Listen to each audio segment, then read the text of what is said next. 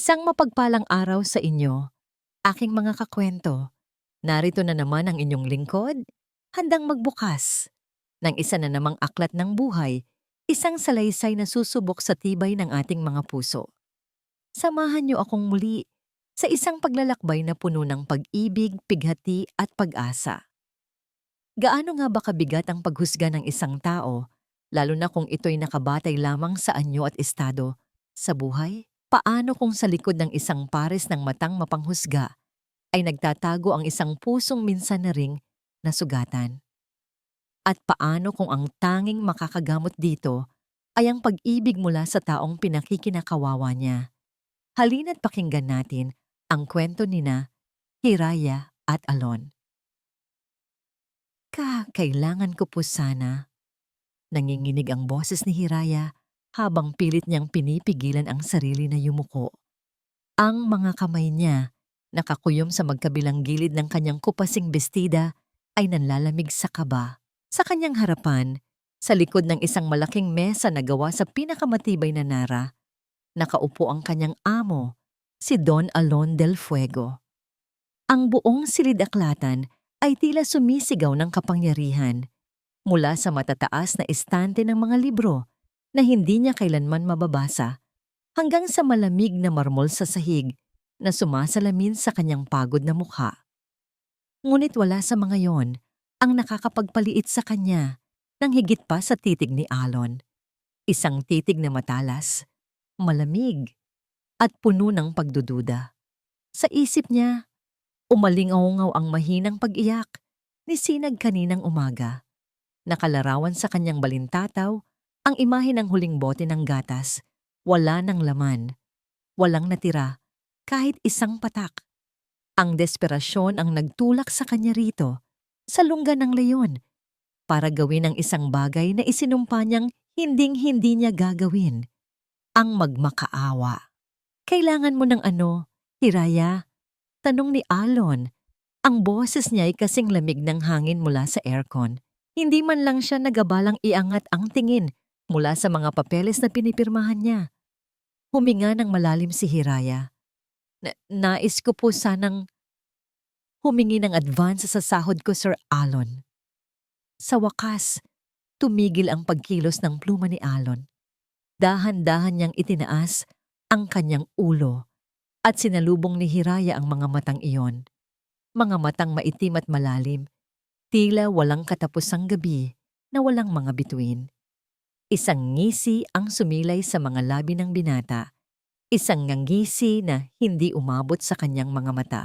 Advance? Inulit niya ang salita, na para bang isa itong lengguwahe na hindi niya maintindihan. Para saan? Para po sa gatas ng anak ko. Halos pabulong na sagot ni Hiraya. Ang kahihiyan ay tila laso na kumakalat sa kanyang dibdib. Naubusan na po kami at kailangan din po ng gamot niya. Tumayo si Alon at lumakad patungo sa malaking bintanang salamin. Tanaw ang malawak na hardin ng Hacienda del Fuego. Sandali siyang tumahimik, pinagmamasdan ang perpektong gupit na mga halaman sa labas. Bago muling nagsalita, nakatalikod pa rin sa kanya. Alam mo na ang istoryang yan, Hiraya. Sabi niya, may bahid ng pagod at pagkasuklam sa kanyang tono. Narinig ko na yan ng maraming beses. Ang kawawang ina, ang nagkakasakit na anak, isang napakagandang drama para makakuha ng simpatya at pera. Tila isang sampal ang mga salita ni Alon. Hindi po, sir. Totoo po ang sinasabi ko.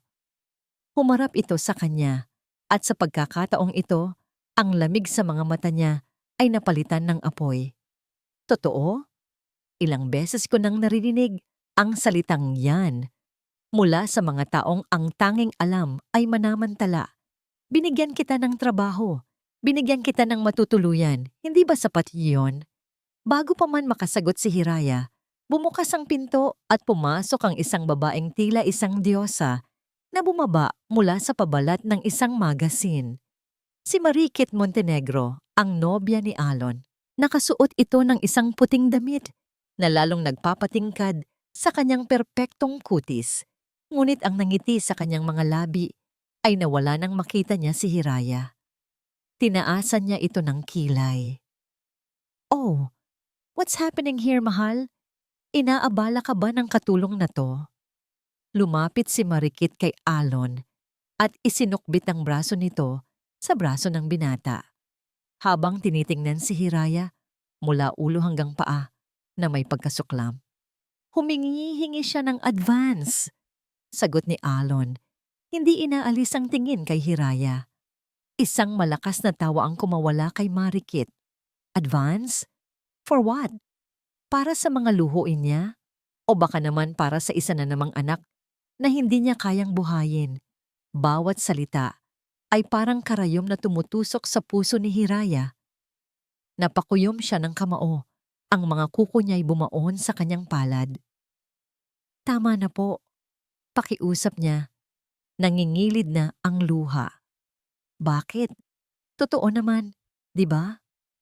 Patuloy ni Marikit, lalong nasiyahan sa reaksyon niya. Ito ang problema sa mga taong tulad ninyo. Gagawa ng mga responsibilidad na hindi kayang panindigan, tapos aasa sa awa ng iba. Kung kani-kanino lang kasi nagpapabuntis, tapos ngayon magmamakaawa para sa gatas, it's pathetic. Ang huling salita ay tila isang malakas na dagundong. Hindi na napigilan ni Hiraya ang luhang kanina, pa niya pinipigilan. Sunod-sunod itong pumatak sa malamig na sahig. Hindi ang pang-iinsulto sa kanyang kahirapan ang masakit, kundi ang panghuhusga sa kanyang pagkatao bilang isang ina. Tumingin siya kay Alon, umaasang makakita ng kahit kaunting habag, ngunit wala. Ang nakita niya ay isang pader na bato, isang desisyon na nabuo na. Pinatigas ng mga salita ni Marikit at ng sarili, nitong mapait na nakaraan. Itinuon ni Alon ang kanyang tingin kay Hiraya. Ang mukha niya ay walang anumang emosyon. Narinig mo na siya. Bumalik siya sa kanyang mesa at umupo. Kinuha muli ang kanyang pluma na para bang si Hiraya ay isang hangin na dumaan lamang. Ang pagwawalang bahala na yon ay mas masakit pa kaysa sa anumang sigaw. Kung hindi mo kayang buhayin ang anak mo, sabi ni Alon, sa isang boses na pinal at walang awa. Problema mo yan, hindi sa akin. Makakaalis ka na. Napatulala si Hiraya. Ang mga salita ay tumatak sa kanyang isipan. Paulit-ulit. Ang ingay ng silid ay biglang nawala. Ang tanging naririnig niya ay ang malakas na kabog ng kanyang durog na puso. Ramdam niya ang mapanuyang tingin ni Marikit sa kanyang likuran. Isang tingin na tila nagpapasasa sa kanyang pagkatalo. Wala nang natirang lakas sa kanyang mga tuhod. Wala nang salitang kayang lumabas sa kanyang mga labi. Ang tanging nagawa niya ay tumango ng marahan, isang pagkilala sa kanyang ganap na kabiguan. Bawat hibla ng kanyang pagkatao ay gustong sumigaw, magpaliwanag, magmakaawa pa. Ngunit alam niyang wala ng saysay. Ang pader sa pagitan nila ni Alon del Fuego ay mas mataas at mas matibay pa sa pader ng hasyenda na ito. Dahan-dahan na parang isang matandang pilay ay tumalikod siya. Bawat hakbang palayo sa mesang yon ay parang isang milya ang layo. Ang sahig na marmol ay naging kumunoy na humihila sa kanyang mga paa pababa. Hindi niya magawang iangat ang kanyang paningin. Nakita niya sa gilid ng kanyang mga mata ang makintab na sapatos ni Marikit at narinig niya ang mahinang pag-unggot ng tagumpay mula rito. Narinig niya ang muling paggalaw ng pluma ni Alon sa papel. Isang tunog na kasing talas ng patalim, nagsasabing tapos na ang usapan, na siya ay isa na lamang anino na kailangang maglaho. Nang marating niya ang pinto, hindi niya na ito nagawang linggunin pa. Ang kamay niyang nanginginig ay humawak sa malamig na doorknob at sa huling pagkakataon, naririnig niya ang boses ni Marikit, puno ng panunuya. Siguraduhin mong isara mo ng maayos ang pinto, Hiraya. Baka pumasok ang lamig at ang amoy ng kahirapan. Napapikit si Hiraya ng mariin. Ang luhang kanina pa niya pinipigilan ay tuluyan ng bumagsak. Binuksan niya ang pinto, lumabas, at isinara ito nang walang anumang ingay. Sa labas ng silid-aklatan, ang karangyaan ng mansyon ay tila nangungutya sa kanya. Ang mga mamahaling florera, ang mga antigong painting sa dingding, lahat ay mga paalala ng mundong hindi kailanman magiging para sa kanya. Isang mundong walang puwang para sa isang boteng gatas ng kanyang anak. Naglakad siya na parang isang kaluluwang ligaw, pabalik sa maliit na kwarto, sa likod ng mansyon na nagsisilbi niyang tirahan. Pagpasok niya, ang unang bumungad sa kanya ay ang tahimik na anyo ni Sinag, na mahimbing na natutulog sa kanilang lumang papag. Ang munting anghel na hindi alam ang bigat ng pasanin na dinadala ng kanyang ina. Lumuhod si Hiraya sa tabi ng higaan. Hinaplos niya ang mamasa-masang buhok ni Sinag at pinunasan ang pawis sa noo nito. Mainit pa rin ang bata. Kailangan niya ng gamot. Kailangan niya ng gatas. Kailangan niya ng mga bagay na hindi kayang ibigay ni Hiraya. Ang lahat ng lakas na ipinakita niya sa harap ni na Alon at Marikit ay gumuho. Napahagulgol siya, ngunit walang tunog na lumabas. Tanging mga balikat na yumanig at mga luhang walang tigil sa pag-agos. Isinubsob niya ang kanyang mukha sa kumot para hindi magising ang bata. Dito, sa katahimikan ng kanyang kwarto, sa harap ng kanyang natutulog na anak, naramdaman ni Hiraya ang pinakamatinding uri ng sakit. Ang sakit ng kawalan ng kapangyarihan. Natalo siya. Nabigo siya bilang isang ina. At habang tinititigan niya ang payapang mukha ni Sinag, isang tanong ang umalingaw-ngaw sa kanyang isipan. Isang tanong na sumira sa natitirang pag-asa sa kanyang puso. Paano na kita bubuhayin ngayon, anak ko? Mula sa bintana ng kanyang silid-aklatan, pinanood ni Alon del Fuego ang pagbuhos ng galit ng kalangitan. Ang kaninang payapang hardin ay isa ng magulong dagat ng mga halaman na yumuyuko sa lakas ng hangin. Ang bawat patak ng ulan na humahampas sa salamin ay tila isang daliring tumutuktok, isang paalala na hindi niya matakasan.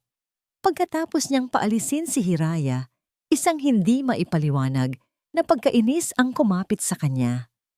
Sinubukan niyang ibalik ang atensyon sa mga papeles sa kanyang mesa, sa mga numero na palagi niyang naiintindihan, sa lohika ng negosyo kung saan siya ang hari.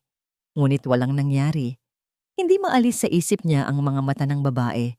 Isang pares ng matang puno ng pagmamakaawa, nasasaktan, ngunit may bahid ng hindi matinag na dignidad. Ikinuyom niya ang kanyang panga. Drama. Isa lamang yung drama. Sinabi niya sa sarili na ginawa niya ang tama. Ilang beses na siyang naloko ng mga ganoong klase ng pag-arte. Hindi na muli. Ngunit may kung anong kirot na dala ang bawat patak ng ulan sa labas. Isang pamilyar na sakit mula sa isang nakaraang matagal na niyang ibinaon. Isang alaala ng pagtitiwalang nasira ng isang kasinungalingang sumira sa isang bahagi ng kanyang puso. Mahal! Malambing na tawag ni Marikit habang pumapasok sa silid. Lumapit ito sa kanya, ang amoy ng mamahaling pabango nito ay isang matapang na kontras sa amoy ng basang lupa mula sa labas. Ipinulupot nito ang mga braso sa kanyang leeg mula sa likuran at hinalikan siya sa pisngi. Kanina ka pa nakatulala dyan. Huwag mo nang isipin ang babaeng yon. She's not worth your time. Hindi kumibo si Alon.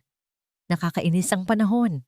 Pagpapatuloy ni Marikit, hinahaplos ang dibdib ni Alon. Sana lang ay hindi mag-brown out. Ang cheap drama kanina at itong bagyo. Talagang nakakasira ng gabi. Sinubukan itong halikan si Alon sa labi. Ngunit bahagya lamang itong umiwas. Marami pa akong kailangang tapusin. Sabi niya, ang boses ay walang emosyon. Naramdaman ni Marikit ang pagdistansya niya. Fine, sabi nito na may pagkainis. I'll be in the living room. Just don't let the ghost of that pathetic maid haunt you all night. Lumabas si Marikit at muling bumalik ang katahimikan sa silid na binasag lamang ng walang tigil na pagpatak ng ulan.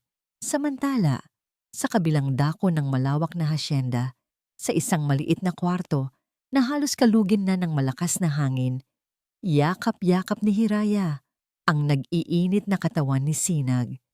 Ang bubong na yero ay lumilikha ng nakakabiminging ingay sa bawat hampas ng ulan. Ang lagnat ng bata ay hindi bumababa, bagkus ay lalo pang tumataas. Nagsisimula na itong manginig. Desperado na si Hiraya. Ang kaunting perang itinabi niya ay kulang pambili ng gamot at walang botika sa Barrio Esperanza na bukas sa ganitong oras at sa ganitong panahon.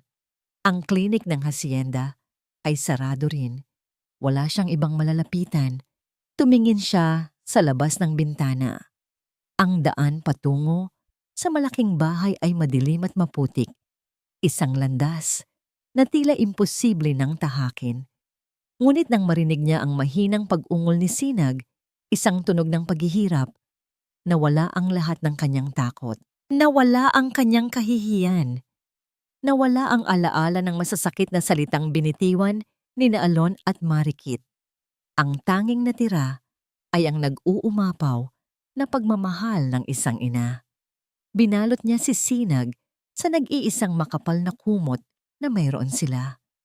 Mahigpit niya itong niyakap sa kanyang dibdib at bumulong, "Konti na lang anak, gagawa si nanay ng paraan."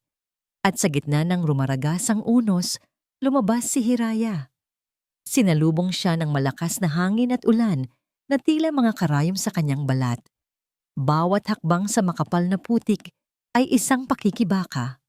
Ang tanging liwanag niya ay ang paminsan-minsang pagkidlat na nagpapakita sa nakakatakot na daan sa unahan. Ngunit hindi siya tumigil. Ang init mula sa katawan ni Sinag ang nagbibigay sa kanya ng lakas. Sa loob ng mansyon, katatapos lang maghapunan nina Alon at Marikit. Si Marikit ay walang tigil sa pagrereklamo tungkol sa nawawalang signal ng TV. Si Alon naman ay tahimik na umiinom ng alak. Ang isip ay lumilipad pa rin. Bigla, isang tunog ang pumunit sa katahimikan ng gabi. Ang tunog ng doorbell ng pangunahing pinto. Nagkatinginan sila ni Marikit. "Sino naman yan sa ganitong oras?" Inis na tanong ni Marikit. Isa sa mga kasambahay ang nagmamadaling naglakad patungo sa pinto.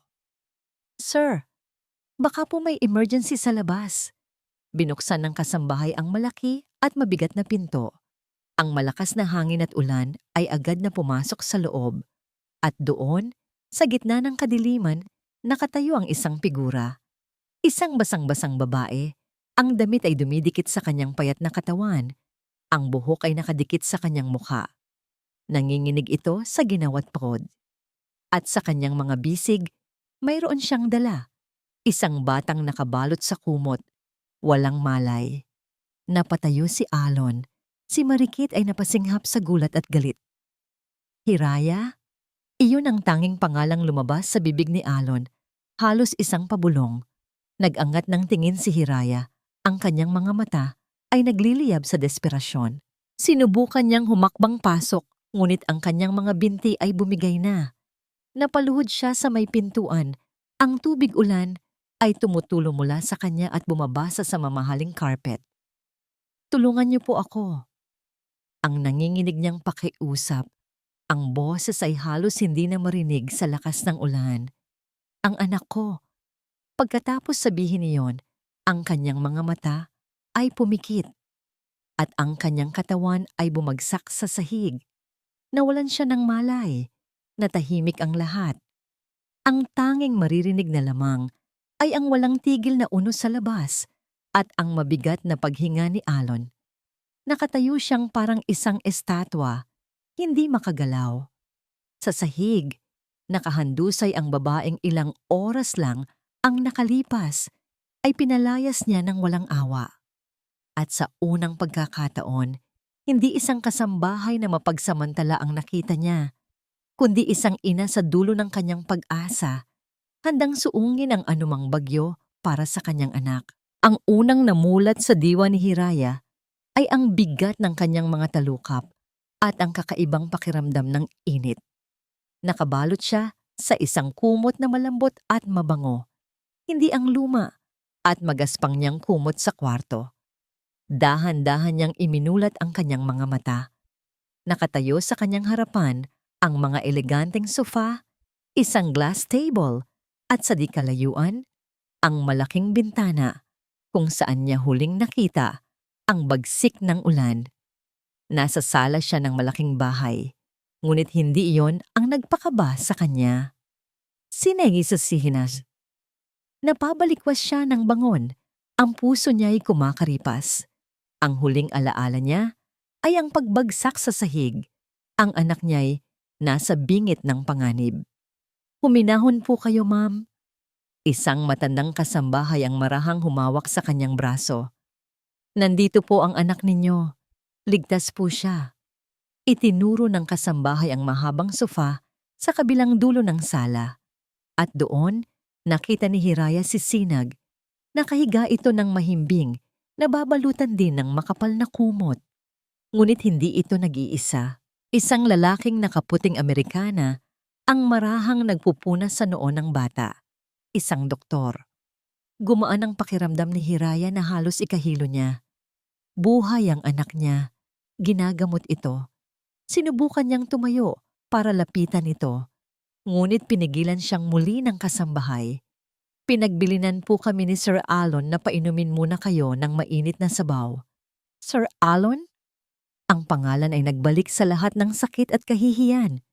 Bakit? Bakit niya ito ginagawa? Mula sa itaas ng engrandeng hagdanan, tahimik na pinagmamasdan ni Alon ang lahat. Nakita niya ang paggising ni Hiraya, ang panik sa mga mata nito, at ang agarang paghahanap sa anak. Nakita niya ang relief na pumuno sa mukha nito nang makita ang doktor. Hindi niya maintindihan ang sarili. Ang dapat nararamdaman niya ay inis. Pagkainis dahil sa ginawang eksena ng babae. Pagkainis dahil nagambala ang kanyang gabi. Ngunit habang tinititigan niya ang eksena sa ibaba, ibang emosyon ang nananaig. Pagkalito, nang bumagsak si Hiraya sa kanyang pintuan, isang imahe ang sumagi sa isip niya. Isang batang lalaki. Umiiyak sa ilalim ng ulan. Walang magawa. Isang alaala na pilit niyang tinatakpan. Bago pa man siya makapag-isip, naibukan na niya ang kanyang bibig at sumigaw. Tawagin ang doktor. Ngayon, habang pinapanood niya si Hiraya na marahang lumapit kay Sinag, isang bahagi niya ang gustong maniwala na ito'y isang pagkukunwari pa rin. Ngunit ang nakikita niya ay hindi akma sa isang artista. Tinanggihan ni Hiraya ang sabaw na inabot sa kanya. Umupo siya sa sahig sa tabi ng sofa kung saan nakahiga si Sinag, hindi inaalis ang tingin sa bata. Hinawakan niya ang munting kamay nito at idinikit sa kanyang pisngi. Hinaplos niya ang buhok nito at pagkatapos, sa isang boses na basag at halos pabulong, nagsimula siyang kumanta. Isang oyayi. Isang malungkot, ngunit puno ng pagmamahal na himig na tila nagpapatahan, hindi lang sa bata, kundi pati na rin sa sarili niyang nasasaktang puso. Walang luha, walang hagulgol, tanging isang dalisay na debosyon na nakikita sa bawat kilos niya. Isang debosyon na hindi alintana ang sariling pagkagutom, pagod o ginaw. Ang lagnat niya ay bumaba na, sabi ng doktor habang nagliligpit ng gamit. Kailangan lang siyang mabantayan ngayong gabi. Nareesetahan ko na rin siya ng gamot. What the hell is this circus, Elon? Ang matinis na boses ni Marikit ang pumunit sa sandali ng katahimikan. Lumabas ito mula sa kwarto nito. Nakasuot ng isang seda na roba, ang muka ay lukot sa galit. Bakit nandito pa rin ang mga yan? Hindi ba dapat ay nasa ospital sila? O kung saan man sila nababagay? Hindi sumagot si Alon. Ang kanyang mga mata ay nanatiling nakatuon sa babaeng nasa ibaba. Natila walang narinig at patuloy lang sa pagkanta. Bumaba si Alon sa hagdanan. Ang bawat hakbang ay mabigat. Kinuha niya ang wallet mula sa kanyang bulsa at dumukot ng ilang libong piso. Lumapit siya kay Hiraya na sa wakas ay napansin ang kanyang presensya at agad na napatigil sa pagkanta. Ang takot ay muling gumuhit sa mukha nito. Inilahad ni Alon ang pera. Ang mukha niya ay isang blangkong maskara. "Pambili ng gamot," sabi niya. Ang boses ay flat at walang emosyon. Ibig sabihin nito ay quits na tayo. Tumingin si Hiraya sa pera, pagkatapos ay sa mukha ni Alon. Sandali itong nagatubili. Pagkatapos ay dahan-dahan itong umiling. "Salamat po, sir. Pero ang pagligtas niyo po sa anak ko, hindi po mababayaran yon. Hayaan niyo na lang po akong magtrabaho para mabayaran ito." Natigilan si Alon. Tinanggihan niya ang pera. Sa lahat ng mga taong sinubukan siyang gamitan, ito ang unang pagkakataon na may tumanggi sa kanyang pera. "Don't be stupid!" Sabat ni Marikit na lumapit na rin sa kanila. "Kunin mo na yan at umalis na kayo. You're ruining the carpet." Sa sobrang inis, sinadya niyang tamaan ang maliit na mesang katabi nila, dahilan para mahulog ang tray na may lamang gamot at isang basong tubig. Nagsitilapunan ang mga tableta sa sahig. Inaasahan ni Alon na sisigaw si Hiraya o magagalit. Ngunit wala. Tahimik lamang itong yumuko. Isa-isang pinulot ang mga gamot na nahulog. Tinitiyak na walang matatapakang bubog. Ang pagpapakumbaba nito ay hindi dahil sa kahinaan, kundi dahil sa isang prioridad na mas mataas pa sa sarili nitong pride, ang kaligtasan ng kanyang anak. Matapos pulutin ang lahat, tumayo si Hiraya at muling bumalik sa tabi ni Sinag. Ang lagnat ng bata ay bumaba na, ngunit basang-basa pa rin ito ng pawis. Kailangan niyang palitan ang damit nito. Maingat niyang hinubad ang basang damit ng bata. Habang ginagawa niya ito, ang kumot na nakabalot kay Sinag ay bahagyang nahulog at dahil sa pagod at pag-aalala, hindi ito napansin ni Hiraya. Si Alon, na aalis na sana, ay napahinto. May isang bagay na nakakuha ng kanyang atensyon, isang bagay na pamilyar. Sa may batok ng bata, bahagyang natatakpan ng ilang hibla ng buhok, ay may isang maliit na marka, isang balat na perpektong hugis bituin. Hindi humihinga si Alon, ang kanyang paningin ay nanlabo. Biglang bumalik ang lahat, ang tawa ng isang munting anghel, ang amoy ng baby powder, ang paulit-ulit na pagtawag sa kanyang pangalan. "Kuya Alon! Kuya Alon!" Isang pangalan ang kumawala sa kanyang mga labi, isang pabulong na puno ng sakit at pananabik na matagal na niyang ikinulong sa kaibuturan ng kanyang puso. Estrella. Ay ang mundo ni Alon del Fuego ay biglang huminto. Ang babaeng akala niya'y isang manloloko, ang batang akala niya'y isang dahilan lamang. Paanong nasa kanila ang tanda ng kanyang nawawalang kapatid? Ang titig niya kay Hiraya ay nagbago. Hindi na ito titig ng isang amo sa isang katulong. Hindi na ito titig ng isang mayaman sa isang mahirap. Ito ay titig ng isang taong nakakita ng isang multo na may dalang pag-asa at isang napakasakit na tanong.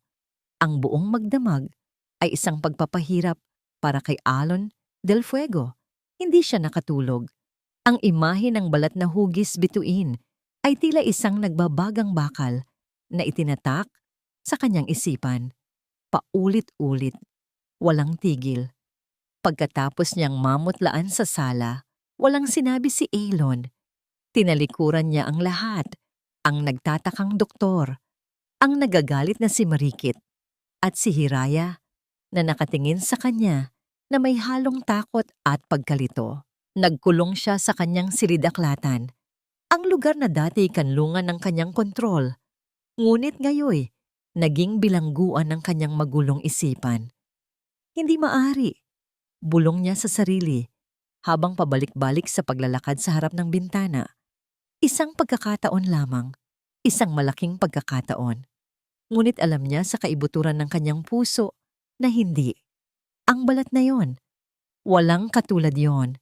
Nanginginig ang mga kamay, lumuhod siya sa harap ng isang lumang baul na nakatago sa ilalim ng kanyang mesa.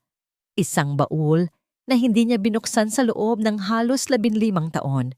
Maalikabok ito, ngunit sa ilalim ng alikabok ay naroon ang mga inukit na pangalan, Alon at Estrella. Dahan-dahan niyang itinaas ang takip. Ang amoy ng lumang papel at pinatuyong bulaklak ay sumalubong sa kanya. At sa ibabaw ng lahat, naroon ang isang litrato sa loob ng isang silver na frame. Isang kupas na larawan ng isang batang lalaki na masayang masaya habang buhat-buhat ang isang maliit na batang babae na may malapad na ngiti. Ang batang babae sa litrato ay nakasuot ng puting bestida at bahagyang nakatagilid ang ulo nito. At doon, sa batok nito, malinaw na malinaw, isang balat na hugis bituin. Kuya Alon, tingnan mo, mayroon akong bituin. Umalingaw-ngaw ang boses ng bata sa kanyang alaala. Kahit gabi, hindi ako mawawala kasi may sarili akong tala. Napapikit si Alon ng mariin. Ang sakit ng alaala ay kasing sariwa ng araw na yon. Ang araw na nawala si Estrella. Ang araw na gumuho ang mundo ng kanilang pamilya. Ang araw na nagsimulang maging bato ang kanyang puso. Isang emosyon na mas malakas pa sa kanyang pagdududa ang umapaw sa kanyang dibdib. Determinasyon. Kailangan niyang malaman ang totoo. Kinuha niya ang kanyang telepono at nag-dial ng isang numero mula sa memorya. Rico, sabi niya nang may sumagot sa kabilang linya, may ipapagawa ako sa'yo. Utmost confidentiality. Kahit ano, sir, sagot ng boses. Isang profesional na investigador na matagal na niyang pinagkakatiwalaan. Isang babae. Ang pangalan niya ay Hiraya Reyes, kasambahay dito sa hasyenda. Utos ni Alon. Ang boses ay matigas at kontrolado. Gusto kong malaman ang lahat tungkol sa kanya. Saan siya galing, ang pamilya niya, ang nakaraan niya. Lahat. At ang batang kasama niya. Alamin mo kung saan talaga nanggaling ang batang yon. I need answers. Yesterday. Pagkatapos ng tawag, pakiramdam ni Alon ay nabawasan kahit paano ang bigat sa kanyang dibdib. Ngayon, kailangan niya lang maghintay at mag-obserba. Kinabukasan, nagbago ang kilos ni Alon. Ang dating hindi namamansin at laging nakasimangot na amo ay naging isang anino. Isang aninong laging nasa paligid. Natagpuan ni Hiraya ang sarili na laging kinakabahan. Habang nagpapakain siya kay Sinag sa kusina, mararamdaman niyang may nakatayo sa may pinto. Si Alon, nakatingin lang walang sinasabi. Habang nagpapatulog siya sa bata sa ilalim ng isang puno sa hardin, makikita niya si Alon sa bintana ng silid-aklatan, nanonood. Ang dating pagkamuhi nito ay mas madaling tanggapin kaysa sa kasalukuyang matinding pagmamasid na ito. Ano ang gusto niya? Ano ang tinitingnan niya? Isang hapon, habang naglalaro si Sinag sa damuhan, lumapit si Alon. Napahinto sa paghinga si Hiraya. Magaling na ba siya? Tanong ni Alon.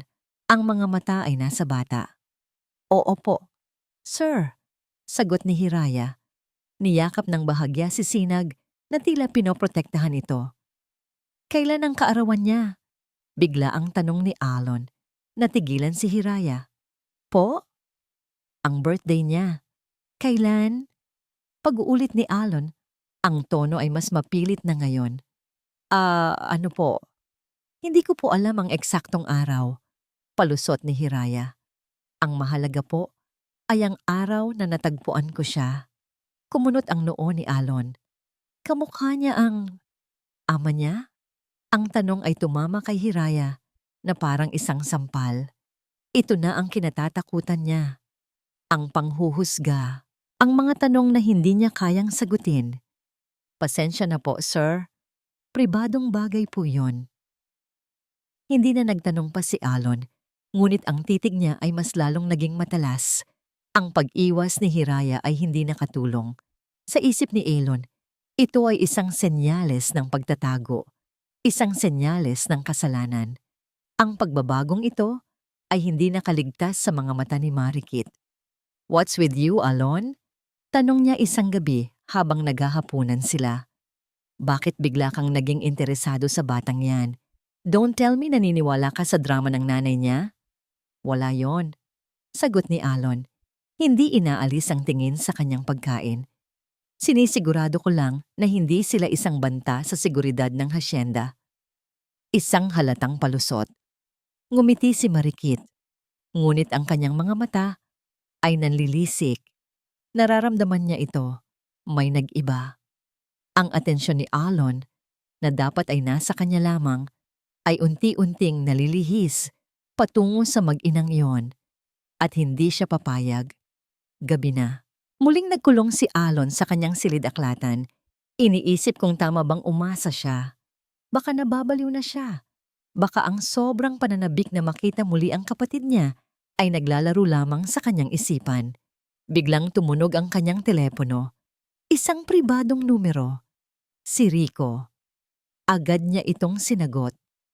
"Ano na?" tanungin niya. Walang paligoy-ligoy. "Sir, may nalaman po ako tungkol sa nakaraan ni Hiraya Reyes," sabi ng investigador sa kabilang linya. Isang bagay na hindi niya sinasabi sa lahat. Napatayo si Alon. Ang puso niya ay kumakabog ng malakas. "Ano yon? Sabihin mo sa akin." Ang mga sumunod na araw ay naging isang walang katapusang laro ng taguan para kay Hiraya. Ngunit ang taya ay hindi isang simpleng pagbibilang, kundi ang kanyang sariling katinuan. Ang bawat sulok ng mansyon ay tila may mga mata. Ang bawat katahimikan ay tila may kasamang paghinga. Ang mga mata at paghinga ni Alon del Fuego, naramdaman niya ang titig nito habang nagwawalis siya sa pasilyo. Naramdaman niya ang presensya nito habang naglalaba siya sa likod bahay. Pakiramdam niya ay isa siyang insektong nakakulong sa isang garapon. Pinagmamasdan, sinusuri, hinihintay na gumawa ng isang maling galaw. Sinubukan niyang iwasan ito hanggat maaari. Kapag naririnig niya ang mga yabag nito papalapit, mabilis siyang liliko sa ibang pasilyo. Kapag nakikita niya itong papalabas sa hardin kung saan naglalaro si Sinag, agad niyang yayayain ang bata na pumasok sa loob.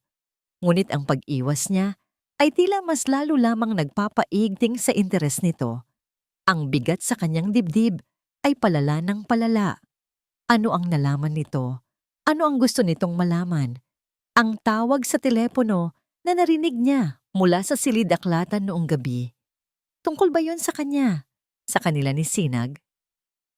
Habang si Hiraya ay abala sa kanyang mga takot, si Marikit naman ay abala sa pagpaplano. Nakikita niya ang lahat, ang pagbabago sa kilos ni Alon. Ang obsesyon nito sa mag-inang hampas lupa. Nararamdaman niyang may isang bagay na malaki ang nakataya, isang bagay na maaaring sumira sa lahat ng kanyang mga pangarap. Ang kasal na mag-aahon sa kanyang pamilya mula sa bingit ng pagkalugi. Kailangan niyang kumilos. Kailangan niyang paalalahanan si Elon kung sino ang dapat nitong pagkatiwalaan at kung sino ang dapat nitong pandirian. Isang umaga, nakita niyang naglalaro si Hiraya at Sinag sa may hardin ng mga rosas sa pinakamalayong bahagi ng hasyenda. Ito na ang pagkakataon niya. Walang sino man ang makakakita sa kanya. Dahan-dahan, na parang isang ahas, pumasok si Marikit sa maliit na silid ni Hiraya. Ang ilong niya ay agad na kumunot sa amoy ng lumang kahoy at sabong panlaba. Kadiri, bulong niya sa sarili. Mabilis niyang sinimulan ang paghalughog. Binuksan niya ang maliit na aparador. Mga lumang damit lamang, tiningnan niya sa ilalim ng papag. Wala. Ang kanyang mga mata ay napadako sa isang maliit at lumang baul na kahoy sa paanan ng higaan. Ang nag-iisang bagay sa silid na tila may halaga. Lumuhod siya at binuksan ito. Sa loob, nakita niya ang ilang mga bagay. Isang rosaryo, ilang sulat na mukhang galing sa probinsya, at isang maliit na sobre. Kinuha niya ang sobre at binuksan. 2 papel ang laman nito. Ang una ay isang lumang papel de liha, ang birth certificate ni Hiraya Jimenez Reyes. Tiningnan niya ang pangalan ng mga magulang, walang sinag, walang kahit anong koneksyon. I knew it, ngisin niya. Ang pangalawa ay isang pira-pirasong papel na gupit mula sa isang dyaryo. Luma na ito at naninilaw. Binasa niya ang headline. Sanggol na babae, natagpuang inabandona malapit sa simbahan ng Barrio Esperanza. Isang masamang ngiti ang gumuhit sa mga labi ni Marikit. Ito na. Ito na ang sandatang kailangan niya. Ang katotohanang kaya niyang baluktutin. Kinuha niya ang kapirasong dyaryo at maingat na isinara ang baul. Tinitiyak na walang bakas na maiiwan. Sa silid-daklatan, natagpuan niya si Alon na nakatayo sa harap ng bintana. Malalim ang iniisip. Ang ulat ni Rico ay parehong nagbigay sa kanya ng pag-asa at pagkalito. Natagpuan daw ni Hiraya si Sinag malapit sa isang simbahan. Inabandona. Walang record ng kapanganakan ng bata. Walang nakakaalam kung sino ang mga magulang. Ito ay umaakma sa kwento ng pagkawala ni Estrella, ngunit hindi pa rin nito maalis ang posibilidad ng isang masamang balak. Mahal? Marahang tawag ni Marikit. Lumingon si Alon. Ang muka ay seryoso. May gusto sana akong ipakita sa'yo, sabi ni Marikit. Ang boses ay puno ng kunwaring pag-aalala. Ayoko sanang manghimasok pero nag-aalala ako para sa'yo. Ipinakita niya ang gupit na dyaryo. Nakita ko to. Nahulog mula sa bulsa ng bestida ni Hiraya habang nilalabhan kanina. Isang perpektong kasinungalingan. Kinuha ni Alon ang papel at binasa ito. Ang kanyang mga mata ay nanlaki. Barrio Esperanza. Ito ang lugar na binanggit ni Rico. Alon, hindi ba't kahina-hinala? Malamig na sabi ni Marikit. Hinahaplos ang braso nito. Paano kung matagal na niyang binalak ang lahat? Paano kung nalaman niya ang tungkol sa pamilya mo, ang tungkol sa kay Estrella, at ginamit niya ang isang inabandonang bata para makapasok sa buhay mo? Ang bawat salita ni Marikit ay isang patak ng lason sa isipan ni Alon. Ang mga salitang iyon ay direktang tumama sa kanyang pinakamalalim na sugat, ang alaala ng babaeng minsan na ring gumamit ng isang pekeng kwento para lokohin siya, ang balat, ang pag-iwas ni Hiraya sa mga tanong niya. At ngayon, itong dyaryo, ang pag-asa na nagsimulang sumibol sa kanyang puso ay biglang natabunan ng isang pamilyar na damdamin, ang nagngangalit na pagdududa. Huminga siya ng malalim. Ang panga ay nagtagis. Ang lamig ay bumalik sa kanyang mga mata. Mas matindi pa kaysa dati.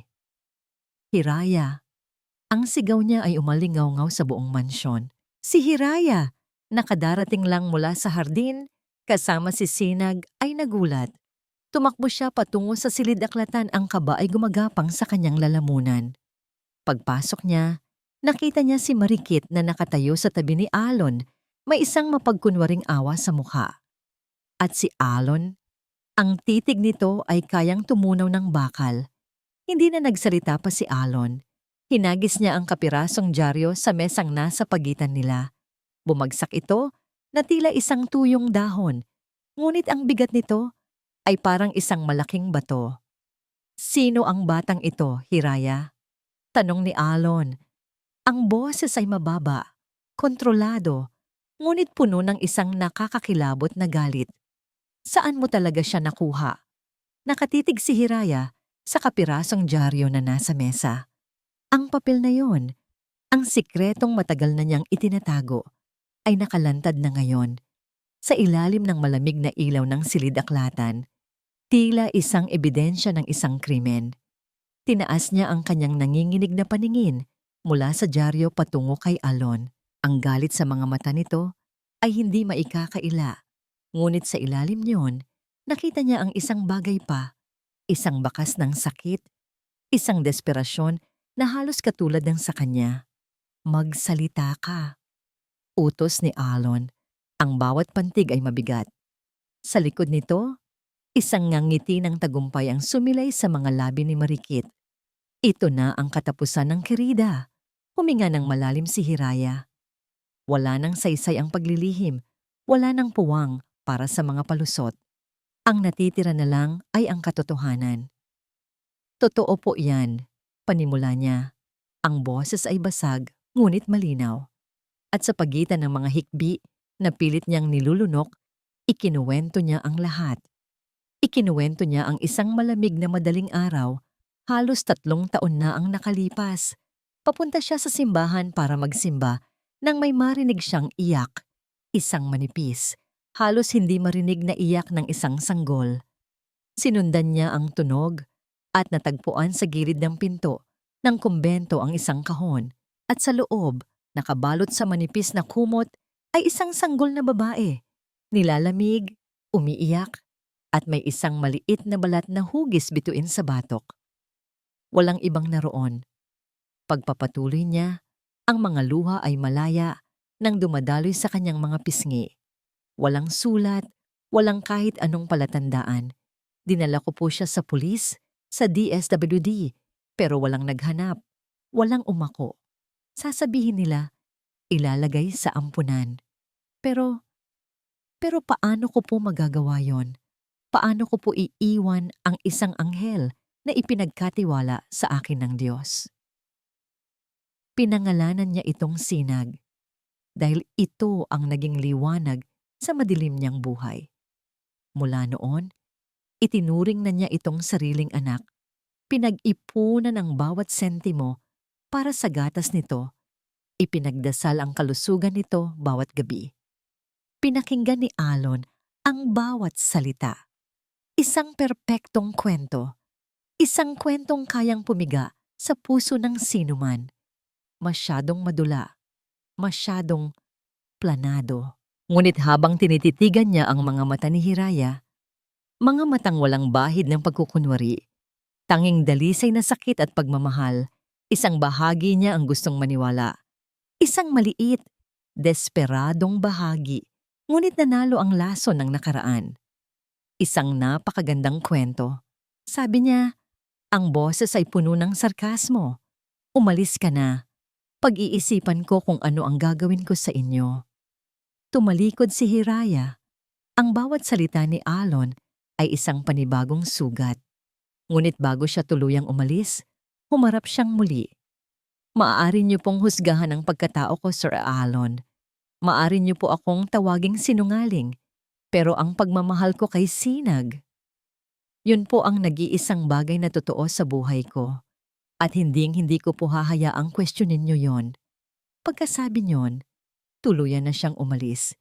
Iniwan ang isang nakakabininging katahimikan. Kinahapunan, habang nag-aayos ng mga halaman si Hiraya sa hardin at si Sinag naman ay natutulog sa loob ng kanilang silid, isang anino ang tahimik na pumasok. Si Alon. Ang puso niya ay naguumpugan sa pagitan ng pag-asa at pagdududa. Kailangan niya ng pruweba. Isang pruwebang hindi kayang gawin ng luha o ng mga kwento. Lumapit siya sa maliit na higaan. Doon, mahimbing na natutulog si Sinag. Ang dibdib ay marahang tumataas baba. Sa ibabaw ng isang maliit na mesa ay isang suklay na may ilang hibla ng buhok. Nanginginig ang kamay. Maingat na kinuha ni Alon ang isang hibla. Isinilid niya ito sa isang malinis na panyo at itinago sa kanyang bulsa. Habang ginagawa ito, napatingin siya sa mukha ng bata. Payapa. Inosente. Mayroon itong mga matang katulad ng sa kanya. O baka imahinasyon niya lang iyon? Sa sumunod na araw, habang hinihintay ang tawag mula sa isang pribadong laboratorio, lalong naging maigting ang lahat. Si Alon ay hindi mapakali. Si Marikit naman ay lalong nagiging iritable, nararamdaman ang pagbabago sa ihip ng hangin. Isang hapon, habang naglilinis si Hiraya sa isa sa mga hindi nagagamit na sala, masayang naglalaro si Sinag sa sahig, Pinagpapatong-patong ang mga blok ng laruan.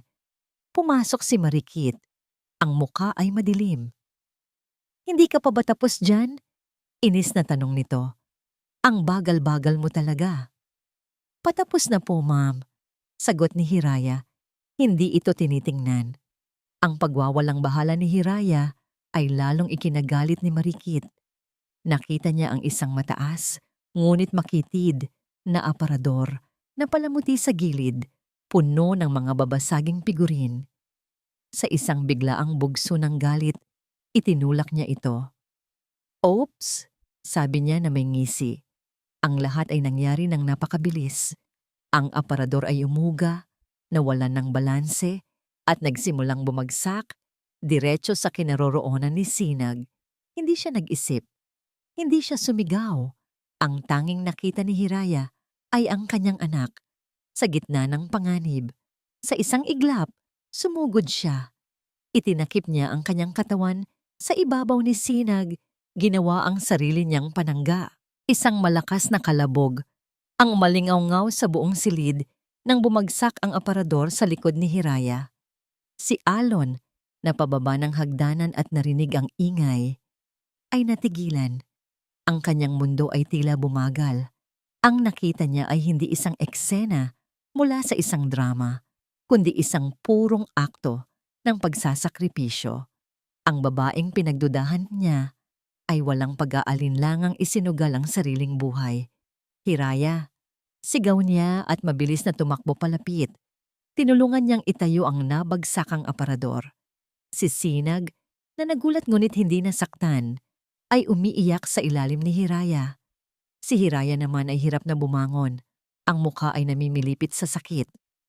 Umalis ka muna, Marikit, sabi ni Alon. Ang boses ay nagbabaga sa galit na hindi pa naririnig ni Marikit kailanman. Dinala niya si Hiraya at Sinag sa klinik ng hasyenda.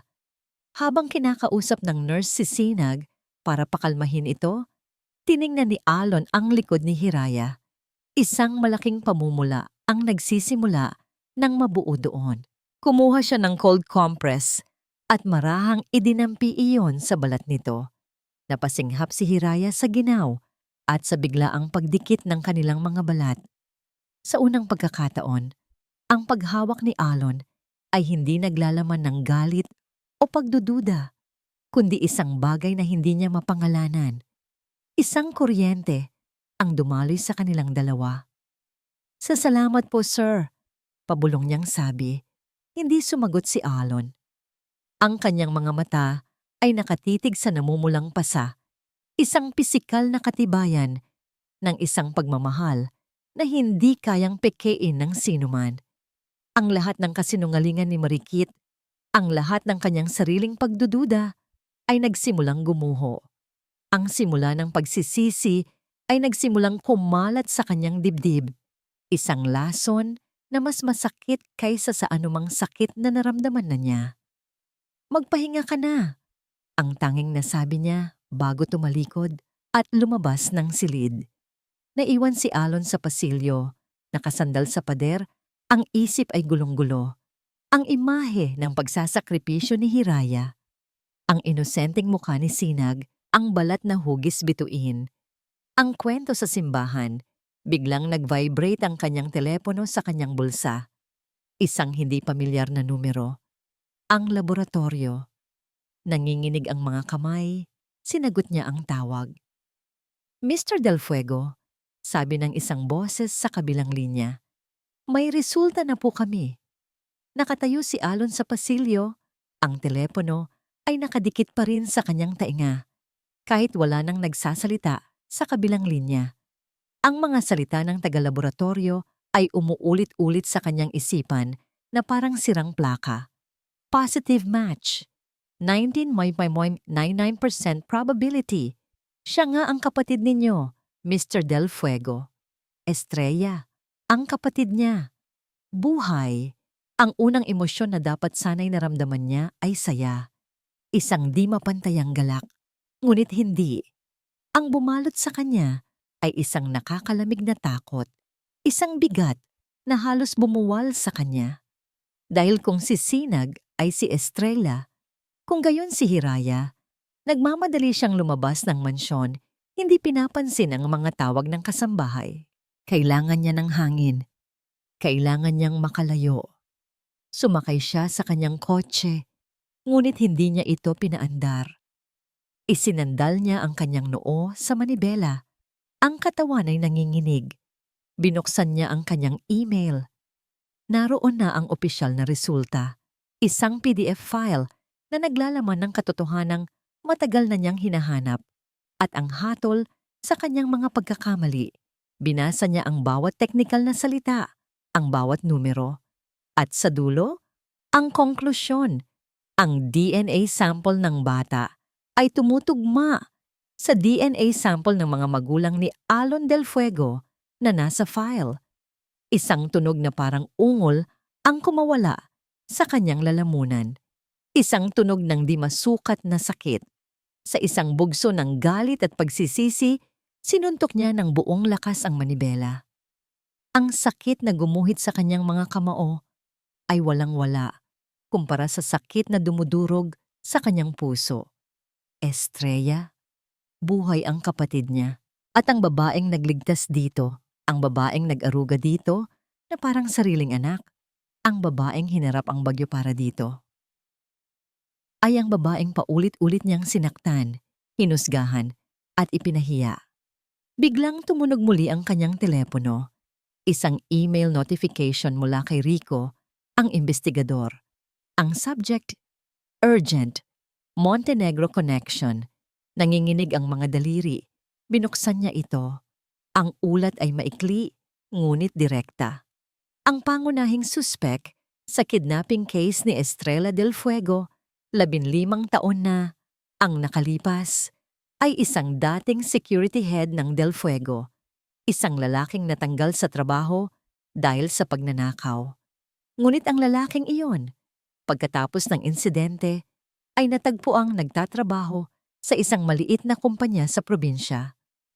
Isang kumpanyang pag-aari ng ama ni Marikit Montenegro.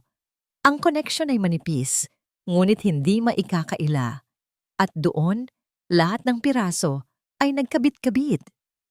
Ang pagpupumilit ni Marikit na si Hiraya ay isang manloloko. Ang pagtawag nito kay sinag na pabigat. Ang pagkakatuklas nito sa gupit ng dyaryo. Ang pagtulak nito sa aparador, hindi lang niya alam. Si Marikit, alam niya ang lahat. O kung hindi man, may hinala siya. At ginawa niya ang lahat para itago ito. Ginawa niya ang lahat para ilayo ang atensyon ni Alon mula sa bata. Para ilayo siya sa katotohanan. Isang nakakapasong galit ang umakyat mula sa kanyang sikmura, mas mainit at mas mapanira kaysa sa anumang naramdaman na niya. Galit hindi lang kay Marikit, kundi sa sarili niya. Paano siya naging ganito kabulag? Ang mga alaala ay bumalik na parang isang sampal. Ang mukha ni Hiraya na puno ng desperasyon habang nagmamakaawa para sa gatas. Ang mga salita niya, "Problema mo iyan, hindi sa akin." Ang paghagis niya ng dyaryo, ang akusasyon sa kanyang mga mata, ang bawat masasakit na salita, ang bawat mapanghusgang titig, at ang alaala ng likod ni Hiraya, namumula at may pasa. Matapos nitong saluhin ang bumabagsak na aparador para iligtas ang bata, ang kapatid niya. Ang babaeng tinawag niyang manloloko ay isang bayani.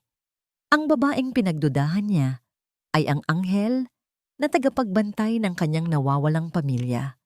Ang bigat ng kanyang mga kasalanan ay tila isang dambuhalang bato na dumagan sa kanyang dibdib, pinipiga ang bawat hininga. Hindi na ito simpleng pagkakamali. Isa itong kasalanang hindi niya alam kung paano pagbabayaran. Pinaandar niya ang makina ng kotse. Ang ugong nito ay sumasabay sa ugong ng galit at pagsisisi sa loob niya. Kailangan niyang bumalik. Kailangan niyang harapin ang lahat. Pagdating niya sa mansyon, sinalubong siya ni Marikit sa may sala. Nakangiti ito. Isang ngiting matamis ngunit puno ng lason. Suot nito ang paborito niyang hikaw na diamante, handa na para sa kanilang hapunan. "There you are, mahal." Kanina pa kita hinihintay. Sabi nito, lalapit sana para humalik. I was thinking, maybe we can finally announce our engagement party this weekend para matapos na rin ang lahat ng distraction dito sa bahay. Ngunit huminto si Alon sa gitna ng sala. Ilang talampakan ang layo mula sa kanya. Ang paraan ng pagtitig nito sa kanya ay nagpatindig ng balahibo ni Marikit. Wala na ang dating pagmamahal o kahit ang dating pagkainip. Ang naroon ay isang bagay na mas madilim, isang bagay na mapanganib. May problema ba, Alon? Tanong ni Marikit. Ang ngiti ay unti-unting nawawala. Hindi sumagot si Aylon. Sa halip, kinuha niya ang kanyang telepono. Sa isang pindot, tumawag siya sa pinuno ng kanyang security team. Ang boses niya ay kasing lamig ng yelo. I-lockdown ang buong hasyenda. Po, sir? Nagtatakang tanong ng nasa kabilang linya. Bingi ka ba? Sigaw ni Alon. Ang kontrol niya ay tuluyan nang nawala. Sinabi kong i-lockdown ang buong property. Walang sinumang pwedeng pumasok o lumabas nang wala ang permiso ko. Naiintindihan mo ba? Opo, sir. Masusunod po. At isa pa, dagdag ni Alon, ang kanyang mga mata ay hindi umaalis sa namumutlang mukha ni Marikit. Walang pwedeng umalis, lalo na si Marikit Montenegro. Ibinaba niya ang tawag. Ang katahimikan sa sala ay nakakabingi. Ang tanging maririnig ay ang mabilis na paghinga ni Marikit. Ang kanyang plano, ang kanyang perpektong mundo ay nagsisimulang gumuho sa kanyang harapan. Alon, anong ibig sabihin nito? Tanong niya. Ang boses ay nanginginig na. Lumakad si Alon palapit sa kanya. Bawat hakbang ay mabigat at puno ng banta. Huminto siya sa mismong harapan nito. Napakalapit na kaya niyang amuyin ang takot na bumabalot dito. Ang ibig sabihin nito, Marikit, bulong niya. Ang bawat salita ay puno ng kinikimkim na galit. Ay tapos na ang laro mo. Matapos ang insidente sa klinik, may kung anong nagbago. Hindi na nararamdaman ni Hiraya ang bigat ng pagbabantay ni Alon. Sa halip, isang nakakailang na katahimikan ang bumalot sa mansyon. Si Alon ay umalis sakay ng kotse nito at si Marikit naman ay nagkulong sa kanyang silid buong maghapon. Para kay Hiraya, ang katahimikang yon ay isang pagkakataon para huminga. Sa kanilang maliit na silid, niyakap niya si Sinag. Ang pasa sa kanyang likod ay kumikirot pa rin, ngunit wala iyong halaga kumpara sa konting kapayapaan na kanyang nararamdaman. Sa unang pagkakataon sa loob ng maraming araw, naramdaman niyang ligtas sila. Matulog ka na, anak, bulong niya habang hinahaplos ang buhok ng bata.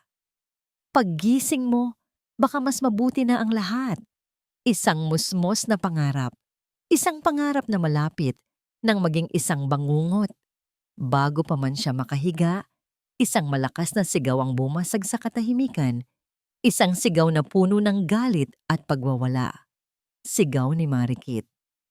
Nasaan na? Nasaan ang kwintas ko? Agad na kinabahan si Hiraya.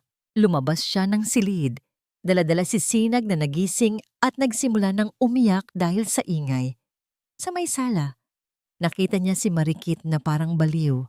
Hinahalughog ang kanyang mga gamit, habang ang ilang kasambahay ay takot na nakatingin. Anong nangyayari dito? Tanong ni Aylon. Nakararating lang. Ang mukha ay madilim at seryoso. Nang makita ni Marikit si Alon, mas lalo itong umarte. Tumakbo ito palapit sa kanya. Umiiyak. Alon? Nawawala. Ang diamond necklace na bigay mo sa akin, nawawala. Bago pa man makapagsalita si Alon, ang mga mata ni Marikit ay napako kay Hiraya. Lumakad ito palapit. Ang mga mata ay nanlilisik na parang isang demonyo.